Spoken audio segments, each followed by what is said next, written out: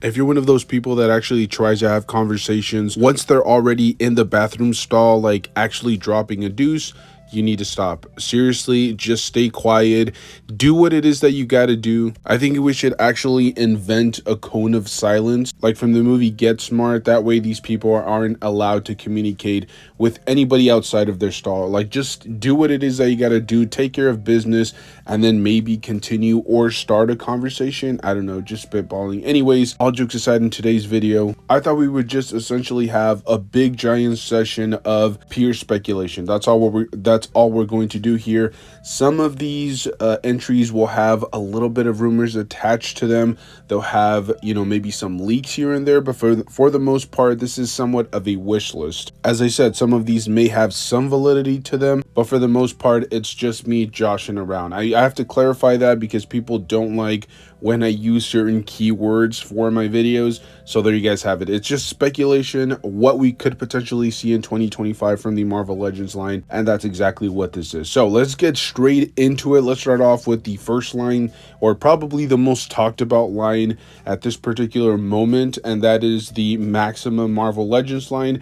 And let's assume that it continues and goes further, because the amount of hate that this particular release has gotten is just absolutely insane. So far, they've only announced the Spider-Man Marvel Legends action figure for this particular line. What is it? It's essentially like a deluxe version of a Marvel Legends action figure. You get a brand new body mold from head to toe, and I know a lot of people are gonna, try to like nitpick at the figure. It is head to toe brand new. Like, yes, some of the features have already been seen before, but like they actually manufactured a very specific body mold for this release. Just completely new tech all around. We're getting a crazy amount of new head sculpts, a crazy amount of new hands and webbing accessories, and little stands for those accessories. It's crazy to think of how much is being included here. Now, we don't know the exact price point as of the moment of this recording, at least as far as I'm concerned. I know there are a lot of people out there claiming that there has already been a price point of like $60 agreed upon. Personally, I don't believe any of that. I mean, I'll believe it when I actually see it officially announced, because I have seen people that like claim it's $45, other people claim it's $50, and then other claim that it's, closer to $60. So believe what you will. Personally, I think this is a great release. It's a great idea from Hasbro. It all depends on the price point. I think that will really decide whether I'm going to be that invested in it. If it's between that $45 to $50 price point, it is what it is. I think if it's any higher, it's absolute buffoonery. But anyways, that's not what we're here to talk about. That particular Spider-Man figure, I think, has gotten a tad bit amount of criticism that I think is a little bit unwarranted, but that's neither here nor there. Today's video, we're only speculating on what we could see. And with this particular line, honestly, you could, slot in any Marvel character ever made. Like, you could see a Captain America, an Iron Man potentially, and there maybe even a new Punisher with a bunch of like accessories and extra head sculpts and blast effect pieces that can be ported on to the end of rifles and things of that nature. But for me personally, I have three prime candidates, and I feel like these are not only the hottest characters right now, but they're due a really big update, and those have to be a new Marvel Legends Venom. We already saw the debacle that was the Walmart exclusive Venom, the retro carded one that got released a few months ago, where it was like a semi-update, like they downgraded certain things but then upgraded other things. And then we are still getting some of these Venom action figures that have, the pinholes for some unknown reason. I'm not sure exactly what's going on, but I think they've disrespected the character long enough. So I definitely feel like this figure is long overdue a massive overhaul, and this is a perfect line for that. They're essentially giving us brand new body molds, as I said, newer technology and things of that nature. And from the Marvel Legends Venom perspective, we haven't really seen too much of that. We did get that double ab articulation, but then again, as I mentioned earlier, they downgraded other things. So maybe we finally get a proper Venom with like a bunch of extra hands, some unmasked or some unvenomized head sculpts of just Eddie Brock. Maybe we even get some tendrils that can be attached all over the body. We saw this recently just with the MCU, or I shouldn't say the MCU, the Sonyverse Venom and Carnage action figures. Both of those looked really well designed. They had, really good sculpt work. and they had those tendrils attached to them, maybe with a little bit of that wire on the inside of the plastic. That way they can articulate and move around. I also feel like the Hulk is a prime candidate as well. I haven't even had an opportunity to play around with that Scar action figure. I also don't own the newest MCU Red Hulk, so I'm not sure if that's a brand new body mold all around. But we have seen the comic book iterations of Hulk have the exact same body mold now for what seems like almost 6 years maybe. We saw it with that Wolverine 2-pack. We saw it as the Target exclusive Red Hulk. There was the Toy Biz, what was it, 40 years anniversary iteration, and then there was even the SDCC exclusive retro carded version, and the list goes on and on. I think we got a Maestro once with that particular body mold, but I think it's due an upgrade. I did love those reverse butterfly joints. I loved the bubbly arms and how big and thick and bulky he was. I also like the fact that they went with that like rotating ball joint at the mid torso instead of a hinge. I think it really helped the figure with articulation without breaking up the body mold a little bit too much. So overall, I think, like I said, it was a phenomenal body mold, but I think it's due an upgrade, and maybe this line could give us a proper Hulk with a bunch of extra hands, maybe some battle damage head sculpts, maybe some extra like effect pieces. We did see the retro carded gray Hulk as well as the SDCC exclusive Hulk have like a pipe accessory, so they could have things like that, maybe like a crushed up piece of concrete next to him, maybe some piping or like a tire or something that he could, hold, or a big giant boulder, something to just really spruce up the display and to give him options in which way it is that you want to have him on your shelf. I think this is, as I said, this is a great character to have in this particular line. Now, the next one, the last one that I feel like we could be moving towards has to be a Daredevil action figure. Now, we have already received 2 newer Daredevil action figures, and I believe both of them have the upgraded body molds. If I'm not mistaken, one of those may have like a Renew Your Vows body mold, or I'm not sure if it does, but I remember it having toe articulation. So I think that one is, there was one for the triple pack and then one with the Hydro Man. So we have received a number of different Daredevil action figures. So I don't think it necessarily has to do with the fact that we need an upgraded version of him. I think we already have like the prototypical version of, like the with newer technology of what he looks like in comic book form and even in the animated series. But I think it has more to do with the fact that this particular character, I think, is going to get extremely hot over the next couple of years. We do have the new show that is coming out on Disney Plus, where they're essentially bringing back that Netflix universe. Not only that, there are some rumors that he could make some appearance in like a live action Spider-Man film as well. And yes, we do know that in comic books, Spider-Man and Daredevil tend to, team up quite often, so that makes perfect sense. And so that's one of the main reasons that I feel like he is going to eventually, if this line continues, we could see a Daredevil in this line, with a bunch of extra accessories, brand new head sculpt, newer neck, with that newer neck articulation that Spider-Man is using. I would love to see a Daredevil. He's always a character that needs those dynamic poses, and as I said, prime candidate for this particular line. Moving on to the next line, as you guys can tell, I'm kind of trying to break up the video into like different sections. In this particular section, we're going to be talking about the Marvel Legends Legacy line, which essentially is just a bunch of like re-releases of MCU action figures. We've already seen them re-release the Thor action figure. They had Iron Man, Spider-Man. I believe they even did Deadpool and Wolverine. So they're just taking action figures that have been out of circulation for quite some time. It's really difficult to obtain at regular retail price points, and so they decide to kind of like dip or double dip their hand for these figures, because they're essentially just re-releasing them with newer price points with the exact same body mold that they were released with way back in the day. And usually, I mean, personally, being a collector that has been picking up figures now for a few years, I think it's a little bit dirty from McFarlane or from Hasbro here, because what they're essentially doing is giving you a really old body mold, a really outdated action figure, not doing any updates to them, but still charging you the new price point of $25. I think it's a little bit of a dirty move. If they're going to do this Legacy Edition thing, They could at least throw in some extra accessories and maybe give in some, at least pinless technology for these figures. But that's not what we're seeing at all. You're essentially getting the same exact figure. I'm hoping that they continue with this line, because I do feel like there are a bunch of new collectors that really want to pick up some of these figures, and they are pretty expensive on the third party, and there are still some more iconic things to pick up, and that's really what I think 2025 is going to be about. We don't have a lot of like the homecoming suits for Spider-Man. I think we're still going to get one more version of Thanos, like a deluxe MCU Thanos with a bunch of extra accessories. I still believe that we're going to get more of these like 3-packs or 5-packs from the MCU.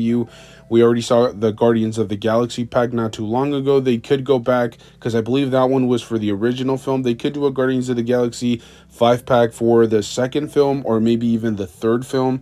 They could do an Avengers 5-pack as well for the MCU, maybe have some core characters in there. They could do a Legacy Edition. I'm not sure if they've already done for one for Black Panther, but maybe do a Legacy Edition for the MCU Black Panther, especially with Boseman passing away. At least this could be like a way of kind of showing your respect, or giving him a little bit of like an homage. Maybe give us some new articulation, pinless tech, all that stuff. Maybe even give us a Black Widow on that newer body mold. But yeah, as a whole, I think the Legacy Edition will continue in the next few years, just because, especially with the MCU ramping up, we have the Captain America film right around the corner. I think that's really going to kind of cement what it is that we should expect from the MCU, and because of it, I think potentially being successful, I do feel like that Legacy Edition is going to ramp up. There are a lot of new collectors, a lot of people want those older figures, and so I do feel like that is one of those lines that Hasbro is going to continue, and I think the fan support is going to be there. I do see them from time to time on store shelves, but they don't usually hang around for too long. Maybe like 2 to 3 weeks, which is, kind of slow for Marvel Legends, but still, they're selling well, and Hasbro's not really having to do much. They're putting them in new packaging. That's about it.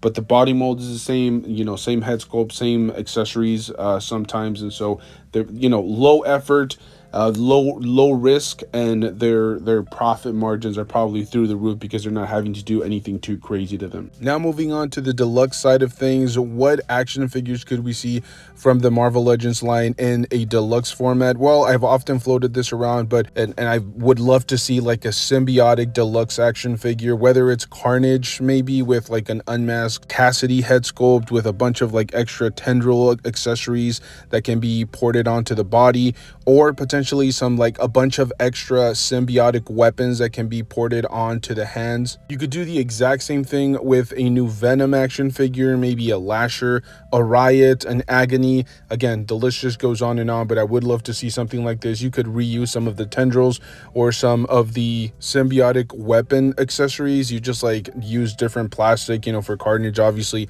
you would use red plastic, and then for Venom, some black plastic. That way, you can cross over a little bit here and there. But I would love to see something like that, show a little bit of love to the symbiotic universe. I would also love to see an Abomination figure. I don't know how long it's been since we've gotten like an official comic book Abomination. We did receive the video game version, which was pretty cool, but again, it wasn't comic book accurate, and not that many people were really playing that particular video game, the Avengers video game. And then we do have a Toy Biz version of Abomination, but that action figure is just like massively outdated. The legs just absolutely can't move. And then they did have that really weird hand articulation where the hand is either open palmed or there's a little hinge on the palm of the hand, which when you articulate it can become a fist. But again, really outdated action figure, and I think it's time that we get a proper representation in plastic form of a comic book accurate Abomination. And it's an absolute insult that we haven't received him yet, especially considering he is one of the biggest marquee Hulk villains ever. So I do foresee getting a comic book accurate Abomination fairly soon. And then I also feel that we need updated versions of certain characters that we've already received in deluxe formats. We had the Juggernaut action figure, for example, comic book accurate, that was not only released in a Build-A-Figure wave, but also re-released in a 2-pack with Colossus. It's a phenomenal figure, great sculpt, great design all around, but at the same time, it's, slightly outdated. And I actually remember covering a custom for one of our videos where we take a look at like the top custom Marvel Legends action figures out in the wild. And we actually saw a Juggernaut action figure that somebody customized to hide the pins, for example, and people were paying like about $200 for this figure. So there's definitely a demand. There's definitely a thirst for people wanting like updated versions of these figures, and something as simple as just like covering up those pins, maybe doing a little bit different with the waist articulation. I think that could definitely go a very long way. Another character that actually could also benefit from just minor little tweaks here and there has to be the Marvel Legends Rhino action figure. Now, which iteration we get is really up to Hasbro. We did get the newest Craven film, which didn't do too well, but certain people like the Rhino design, or they could go in a completely different route and do the PlayStation Rhino version, or the Andrew Garfield Universe Amazing Spider-Man Rhino, which essentially just a mechanized version of Rhino. But even if they wanted to just give us some minor little updates to the existing one, which by the way, same thing, we got it in a Build-A-Figure wave, and then eventually we would get it that beautiful retro carded animated style packaging, and then they would reissue that exact same figure. So like I said, about technically 3 times. It is a really good figure, but it definitely shows its age. This is a figure that was released pre-pandemic, so probably what, like 7 to 8 years. It does have the ugly pins, and then when certain joints articulate, like the knees and the elbows, it really breaks up the sculpt a lot. So maybe they can do something a little bit different, maybe do double jointed elbows, double jointed knees, or just do something a little bit different. The neck articulation was also horrendous. Maybe they could utilize that Spider-Man tech and apply it for the Rhino. But yeah, I definitely feel like we need an upgraded version of him. And seeing as how he is one of the big marquee Spider-Man villains, I definitely feel like we're going to get a new Rhino any day now. And as I said, we've already seen that particular body mold quite a few times. I think they've reused it as many times as they possibly can without really like stretching it too thin. I think people that wanted it originally have it, and then people that maybe didn't want the Build-A-Figure, they wanted a different shade or a different color palette, they were able to pick that up, and then new collectors were able to pick up the reissue. So I don't see this being reissued anytime soon. I definitely feel like the next step is to give us an updated version for sure. And then lastly, I would talk about some potential HasLab projects that we could see from the Marvel Legends line. And let's be brutally honest, the number one spot, or the number one figure that mostly everybody wants, has to be Fin Fang Foom. This is an action figure that was originally released by Toy Biz way back in the day. The original one goes for hundreds and hundreds of dollars, and there are people that are so fed up with the idea of not owning one of these that they're okay with actually purchasing knockoffs from overseas. You heard that correctly. They're purposely buying knockoffs, and that really tells me that there's a huge demand, there's a huge thirst for this particular figure. I think it would just be perfect for a HasLab project, especially considering Hasbro has shown more of an inclination to just kind of strip down a lot of HasLab projects. We saw that with Giant Man, for example. They gave us like the most basic rendition, a few extras with like the face plates and things of that nature, but they didn't throw in any extra figures, any extra accessories, and that way they were able to keep it at that $250 price point. Whereas in, with like Galactus and the Sentinels, they were throwing a lot of extras, and I think that ended up driving the price up by quite a bit. So maybe they give us a stripped down version of Fin Fang Foom for a very affordable price point. Now, if you guys are interested in listening to a legit rant, you guys are about to get one, whether you want it or not, I guess. But yeah, look, I love the idea of getting a Marvel Legends or just a Marvel Universe vehicle from HasLab. We've seen it now quite a few times where they've actually tried. They try to give us the Robbie Reyes Engine of Vengeance. However, that completely fell through, and people just were so upset at the price point. And even though I would love to see a Quinjet for the Marvel Legends line, maybe even the Milano, maybe the X-Men Blackbird, or even the Fantastic car, is that what it was called back in the day? I don't quite remember, but it was that weird long vehicle that the Fantastic Four rode in. By the way, it was like the worst mode of transportation. They had a tiny little windshield in front of them, and they were traveling like, I don't know, hundreds of miles an hour. But I think the more and more you start to think about, for example, the Star Wars vintage line vehicles and how much those figures or those collectibles went for, you really start to kind of get an idea of how much a 1/12 collectible vehicle from the HasLab team would be. I mean, I'll give you guys an example. The Razor Crest action figure was going for a grand total of $350. Yes, it did come with a couple of extras here and there. It came with two retro carded Star Wars vintage action figures, and both of them were exclusive to this HasLab project. Like, you actually had to purchase the project for you to be able to get these. As far as I know, you can't get them any other way. There was also the Ghost Star Wars Vintage HasLab project, which completely killed us because it was going for a grand total of $500. Granted, I think that one came with four exclusive retro carded vintage figures. But, and again, same thing, you could only get these if you had purchased the Ghost HasLab project.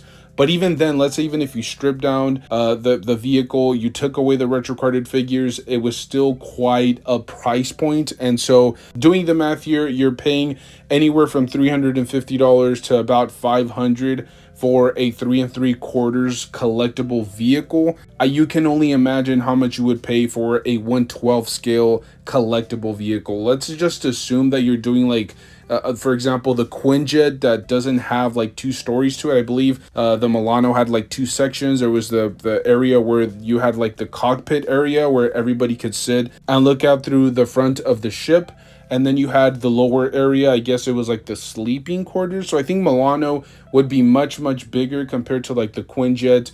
I believe the X-Men Blackbird was a little bit smaller. And then the Fantastic Four vehicle was probably the smallest of the set. But even let's just say the Fantastic Four vehicle, you would have to actually be able to sit each and every single Fantastic Four in each of their respective seats, and you would have to have at least a little bit of intricate detail here and there when it came down to each cockpit. So again, putting the math to work here, if you're paying $350 for a Razor Crest, could you even imagine how much you would be paying for a 1/12 collectible vehicle? I would assume it's probably between the lines of like $850 to $1,000 depending on which vehicle it is that you wanted. I mean, even Robbie Reyes Engine of Vengeance, which only sat, I think, 2 Marvel Legends, was going for about $250. So you can only imagine how much a full-sized ship would go for. Like I said, in my mind, if you're doubling what a Razor Crest would go for, let's assume that it's going to fit like a 1/12 collectible in there. Let's say you double the size of the Razor Crest, you're still looking at close to about like $750 to $800. I don't know if there's a HasLab project out there that people would be interested in that particular price point, especially if it's a Marvel Legends vehicle.